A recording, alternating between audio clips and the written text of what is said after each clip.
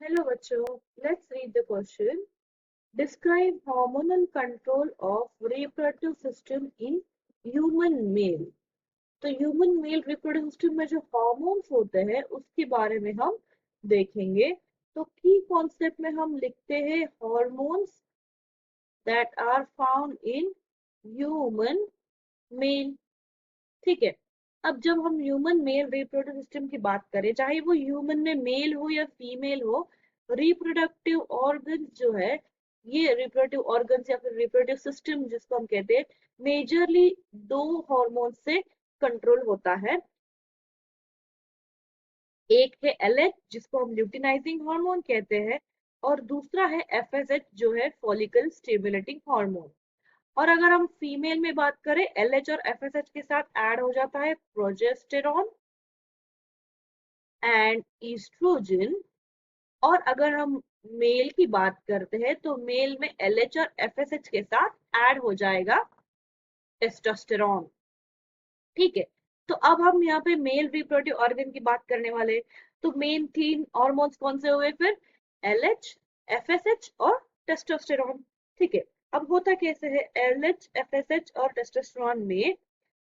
FSH जो है, FSH will mainly act on the Sertoli cells. FSH hormone जिसको follicle stimulating hormone कहते हैं, ये सर्टोली सेल्स जो होते हैं इन द टेस्टिस, ये कहाँ पे होंगे?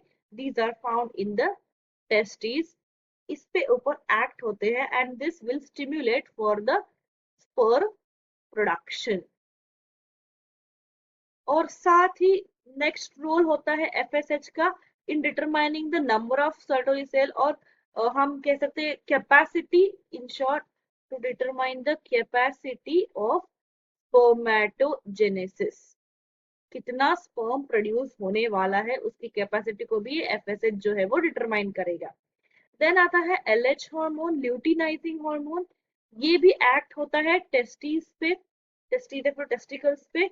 जो क्या करते हैं, टेस्टिस के अंदर होते हैं इंटरस्टिशियल सेल्स। इंटरस्टिशियल सेल्स जो होते हैं ये प्रोड्यूस करने वाले हैं हार्मोन टेस्टोस्टेरॉन। तो ये टेस्टोस्टेरॉन किसके इफेक्ट के अंदर सीक्रेट हुआ? On the effect of LH. तो एलएच जब टेस्टिस के अंदर इंटरस्टिशियल सेल्स पे एक्ट होगा, इंटरस्टिशियल सेल्स सीक्रेट करने वाले टेस्टोस्टेरॉन हार्मोन को। और ये हार्मोन जो है टेस्टोस्टेरॉन हार्मोन, ये किस लिए इंपॉर्टेंट है?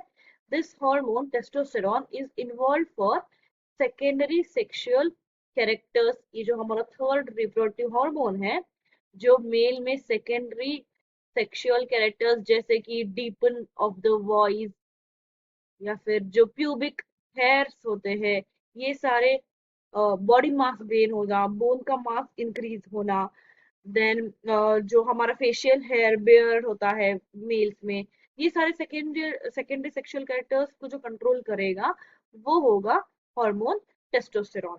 तो इस तरह से हम देख सकते हैं कि along with the secondary sexual characteristics, ये फैट डिस्ट्रीब्यूशन, सेक्स ड्राइव और production of RBC and sperm को भी कंट्रोल करता है। तो बहुत सारी चीजें हैं, वॉइस को कंट्रोल करेगा, body mass, then sex drive हो गया, then the growth of hair on the body, जैसे बेयर हो गया, प्यूबिक हेयर हो गया, सारे टाइप के हेयर्स हो गए, देन मसल स्ट्रेंथ जिसको हम बॉडी मास के अंदर बोल सकते हैं, फैट डिस्ट्रीब्यूशन, ये सारे सेकेंडरी सेक्सुअल कैरेक्टर्स कंट्रोल होते हैं, मैनिपुलेट होते हैं बाय टेस्टोस्टेरोन।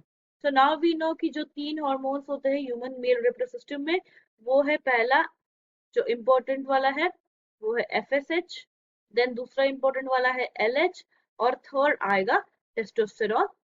ये तीन मेल रिप्रोडक्टिव हार्मोन को, मेल रिप्रोडक्टिव सिस्टम को जो है वो कंट्रोल करते हैं। Hope you understood well. Best of luck.